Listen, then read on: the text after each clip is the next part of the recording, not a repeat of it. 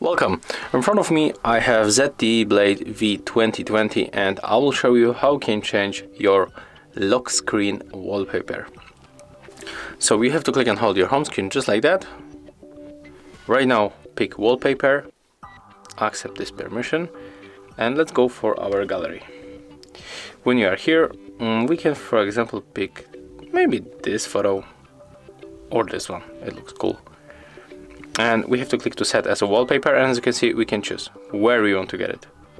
On the home screen, lock screen, on both. Of course we are going to change lock screen, and take a look. When we lock our device, our lock screen wallpaper has changed. As you can see, it's very simple. If you found this video helpful, remember to leave a like, comment and subscribe to our channel.